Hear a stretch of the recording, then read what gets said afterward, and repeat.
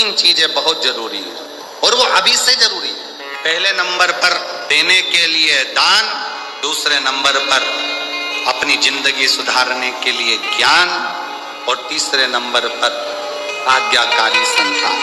बुढ़ापा अगर सुधारना है तो अभी से हमको ऐसा कर्म करना पड़ेगा कि बच्चों में ये संस्कार देना पड़ेंगे कि तुम भोजन कराओ, तुम प्यासे को पानी पिलाओ, तुम सेवा करो, तुम चाहो। ये हमारे बच्चों में संस्कार आना चाहिए। हमें सोचेंगे कि पार्वती जी इतने जन्म लेने के बाद भी शंकर भगवान की अर्धांगिनी बनकर हमेशा शिव के साथ अमर क्यों नहीं हो पाई?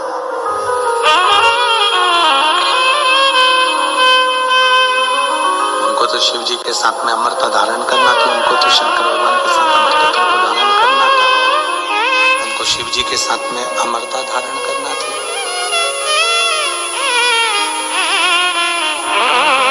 सती बनकर जन्मी तो भी माता सती के प्राण छूटे, मां बनकर प्रकट हुई तो भी प्राण छूटे, कात्यायनी बनकर प्रगटी तो भी प्राण छूटे, कुष्मांडा, स्कंदा, जितने जितने माता के अवतार हुए, जितने जितने मां जन्म ली, अवतार ली, हर जन्म में माता ने अपने प्राण त्याग दिए, पर आखिरी बिंदु था माता पार्वती का जन्म। अंतिम है और उसके बाद माता पार्वती के फिर प्राण नहीं छूटे। क्यों? पार्वती जी ने स्वयं भगवान शंकर से ये प्रश्न किया है। माता पार्वती जी ने स्वयं भगवान शंकर से पूछा है कि बाबा एक बात मुझे बताओ कि मेरे इतने जन्म होते चले गए, इतने जन्मों में मैं आती गई, जाती रही, फिर आती रही, फिर जाती रही, और अब आखिरी जन्म मेरा जो पार्वती का है, आप कहते हो कि मैं अब इसको अमर कर दूंगा और इसको जाने नहीं दूंगा, इसको अमरता प्रदान कर दूंगा, इसको अमरता प्रदान कर दूंगा, इसको जाने नहीं दूंगा, इसको मैं अमर कर दूंगा, फिर ये शरीर जाएगा। आखिर कैसे?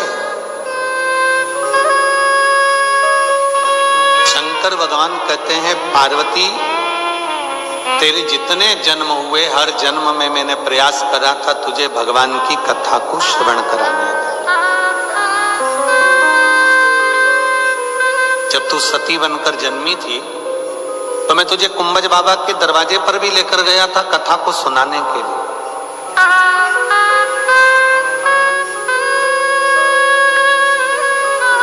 पर सती तेरा विवाह हुआ था ना, तुम विवाहित हुई थी, तो तुम्हारे मन में यह भाव आ गया कि मेरा पति मुझे लेकर भी आया तो कहां लेकर आया? शादी करने के बाद तो लोग दुबई घूमने जाते हैं और यहां मेरे पति कथा सुनाने के लिए लेकर आए।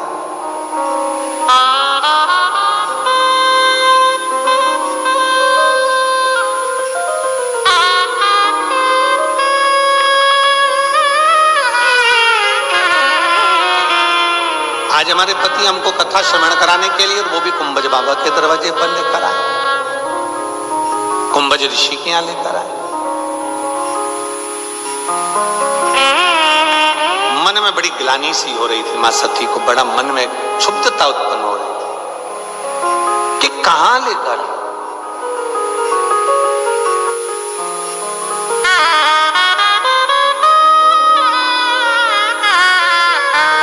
हाल होता है ना, जैसे वो कहते सब लाए गुलाब का फूल, ये गाना है ना, सब लाए गुलाब का फूल और बुढ़ा गोभी लेके आ गया। अब एक गीत का स्मरण आप लोग करते हैं तो उसी तरह बाबा को देखकर माता सती ने विचार करा कि बाबा भी बुजुर्ग हैं, इनकी उम्र का तो कोई ठिकाना है नहीं। कल भी अपन ने कथा के प्रसंग में सुना था कि शिव तो ठहरे कैलासी, हरि को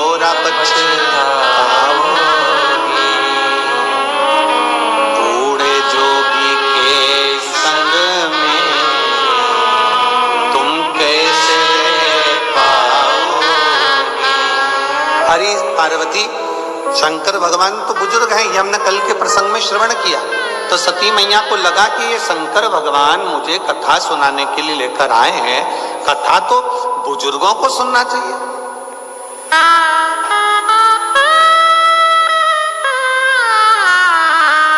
कथा तो बुजुर्ग श्रवण करें, बूढ़े सुने। परशु महापुराण की कथा कहती है कि कथा बुजुर्ग के लिए नहीं है, कथा बहुत जागरूकता के लिए, अपने बचपन को संवारने के लिए, अपनी जवानी को संवारने के लिए, अपनी अधेड़ी को संवारने के लिए और अपने बुढ़ापे को संवारने के लिए कथा हर अवस्था में जरूरी है। प्रत्येक अवस्था में कथा की जरूरत है। कथा में एक बहुत सुंदर सा प्रसंग आता है। एक बूढ़े बाबा ट्रेन में बैठे और ट्रेन में बूढ़े बाबा बैठ गए। उन्होंने अपनी पुस्तक निकाली, गीता जी पढ़ना प्रारंभ कर दिया। 4 लड़के बैठे थे, 4-5, और 5 लड़कों ने जो बूढ़े बाबा को देखा कि इनकी दाढ़ी सफेद है, इनके बाल सफेद हैं, अब जरा इनका मजा लेना चाहिए। अब उनको ये नहीं मालूम था कि कोई सत्संगी जीव हो, कोई भजनावली जीव हो, कोई स्मरणी जीव हो तो आनंद। जैसे एक बार हम हैदराबाद कथा करने के लिए गए और भोपाल से बैठे ट्रेन में, तो नागपुर बीच में पड़ा। अब नागपुर पड़ा तो वहां पर बहुत सारे लड़का लड़कियां, बेटा बेटियां उस ट्रेन के बोगी में आए। और ट्रेन में बैठते से लड़कियों ने, बेटियों ने देखा कि बाबा जी तो धोती पहने हुए हैं, बगलबंदी बांधे हुए हैं, रोपट्टा धारण करे हुए हैं। तो उसमें से एक बेटा आया और आकर पूछा, क्यों महाराज जी आप कथा करते हो? हमने कहा। फिर उसने पूछा, आप कथा करते हो? हमने कहा ना। नहीं गुरुजी आपको बुरा लग गया। हमने कहा बुरा नहीं लगा। आप कथा करते हो? हमने कहा ना, कथा करने वाले के सींग होते हैं। अरे नहीं गुरुजी आप बुरा मत मानो, आप बताओ ना कथा करते हो? हमने कहा करते हैं। हमारा एक प्रश्न है, उसका उत्तर दे दोगे? हमने कहा बोल तेरा क्या प्रश्न है? उसने कहा हमारा प्रश्न केवल इतना सा है गुरुजी कि भगवान ने, जैसे कथा में कल आपको बताया था कि सारे डिपार्टमेंट भगवान ने 2 बनाए, नासिका के छिद्र 2 हैं, हाथ 2 हैं, पांव 2 हैं, नेत्र 2 हैं, कर्ण 2 हैं। भगवान जब कान बनाया था, भगवान जब कर्ण की शक्ति बनाया था, सुनने के लिए भगवान ने कान दिए, तो ये 2 छिद्र हैं जिनसे सुनाई देता है। तो भगवान ने फिर ये क्यों बनाया, एक्स्ट्रा क्यों लगा, भगवान ने ये क्यों दिया? हमने कहा इतनी छोटी सी बात है, तो जिस कॉलेज में पढ़ता है वहां के प्रोफेसर से पूछ लेता। नहीं नहीं महाराज जी आप बताओ कि भगवान ने जब सब कुछ दिया तो भगवान सुनाई तो इन छेदों से देता है, फिर भगवान ने ये क्यों दिया? हमने कहा भगवान का नाम चतुर नारायण है, उसको मालूम है तेरा बुढ़ापा आएगा, तो चश्मे का स्टैंड कहां से लाएगा, इसलिए स्टैंड दिया। और रोज रोज बांधेगा तो नहीं, छोड़ेगा तो नहीं, ये उसकी उदारता। जैसे बूढ़े व्यक्ति बैठा और बच्चों ने विचार करा, 5 ने कि देखो बुजुर्ग व्यक्ति बैठा हुआ है, जरा इसका मजा लिया जाए। तो क्या मजा लिया जाए? तो क्या ये ट्रेन के अगर चेन खींची जाए तो 500 रुपए का दंड है।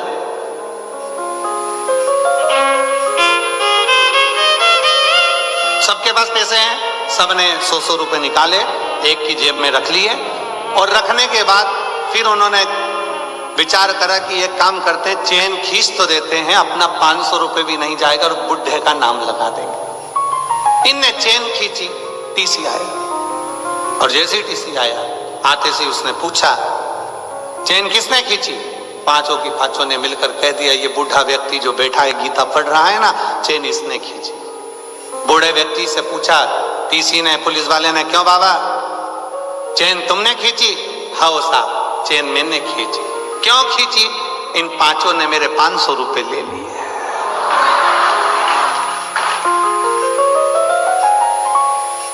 तुम्हें मालूम है किसकी जेब में रखा है? हाँ वो पीला शर्ट पहना है ना, उसी की जेब में रखा है। तुम्हें मालूम है कहाँ रखा है? हाँ ऊपर वाली जेब में रखा है। पुलिस वालों ने पैसे निकाले, बाबा को दिए, प्रणाम करा, बाबा अब ये तुम्हें परेशान नहीं करेंगे, इनको हम थाने लेके जाते हैं। कथा क्या करती है? भगवान शंकर बारंबार शिव महापुराण की कथा को, भगवान शंकर भगवान की कथा को, माँ उमा को, माँ कात्यायनी को, माँ कुष्मांडा को, माँ स्कंदा को, माँ सती को बारंबार श्रवण कराते हैं। सती मैया को कथा सुनाने के लिए कुंभज बाबा के दरवाजे पर लेकर जाते हैं, पर कुंभज बाबा के यहाँ सती माता को ले तो गए, पर सती का चित्त नहीं लगता है, सती का मन नहीं लगता है, सती का हृदय नहीं लगता है। क्यों? क्योंकि सती के मन में आया कि अभी हमारी शादी हुई है, अभी हमारा विवाह हुआ है, हमको तो घूमने जाना तो दूसरी जगह, और ले गए कथा सुनाने के लिए।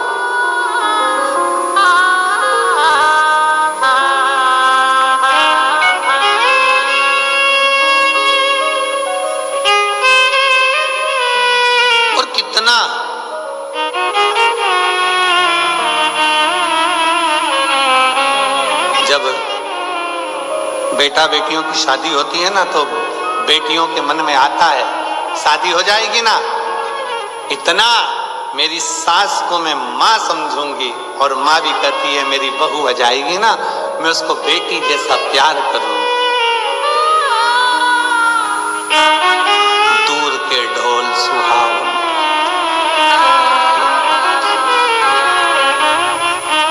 दिल के अरमा आंसुओं में बहे,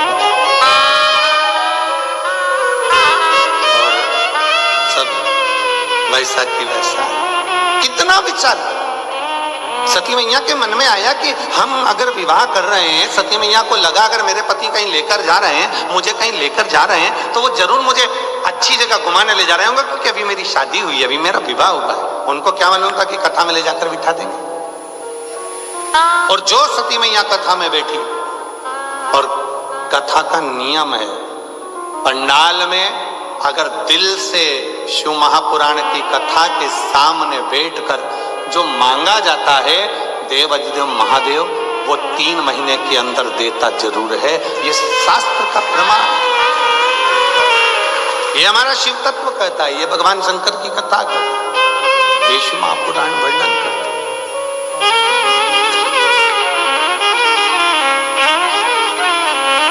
जैसे ही भगवान शंकर कुंभज ऋषि के यहाँ सती माता को लेकर कथा श्रवण करने के लिए बैठे, और कथा चालू हुई, और कथा चालू होते से ही शंकर भगवान ने कुंभज बाबा से हाथ जोड़कर प्रार्थना करी कि आप कथा कहो। और कुंभज बाबा ने जो कथा कहना प्रारंभ करी, जो कथा कहना, शिव जी का तो मन लग रहा है, पर सती का मन नहीं लग रहा। और कथा के मध्य में जो मांगा जाता है वो मिलता जरूर है। शंकर भगवान ने कथा सुनते सुनते मन में विचार करा कि मुझे राम का दर्शन हो जाए, और सती माता ने कथा सुनते सुनते विचार करा कि काय का शरीर पाया है, पति विवाह के बाद कथा सुनाने लाया है, इससे तो अच्छा कि मेरा शरीर जल के भस्म हो जाए। दोनों ने मांगा। इसलिए शिव महापुराण की कथा कहती है, जितनी देर कथा में बैठो, जितने समय कथा के अंतर्गत बैठो, आप कथा श्रवण करने के लिए बैठो, उतनी देर तुम्हारे मन में अच्छे भाव आना चाहिए। कभी किसी दूसरे के लिए बुरा भाव ना आए कि उसने मेरा बुरा कर दिया, उसने मुझे यहाँ नहीं जान दिया, उसने मुझे वहां नहीं बैठने दिया, वो माँ से मुझे उठा के उधर बिठा दिया, उसने ऐसा कर दिया वैसा, ये गलत भाव नहीं आना चाहिए। अपने मन के अंदर अच्छे भाव उत्पन्न लेकर सर्वे भवन्तु, सब सुखी रहे, श्री शिवाय नमस्ते, ऐसा मन में भाव लेकर आओ कि बस हम अच्छे से कथा श्रवण कर रहे हैं, और ये मेरे भोले बाबा की बड़ी कृपा हुई है, मेरे शंकर भगवान की बड़ी उदारता हुई है कि शिव महापुराण ज्ञान गंगा यज्ञ समिति दुबई ने इस कथा का आयोजन किया, और चंद्राकर परिवार इस कथा का मुख्य यजमान बनकर इस कथा को संजोते हुए लेकर आ गया। ये शिव कृपा। आज चंद्राकर परिवार पूरा बैठा है ना, तो हमको खुशी हो रही है।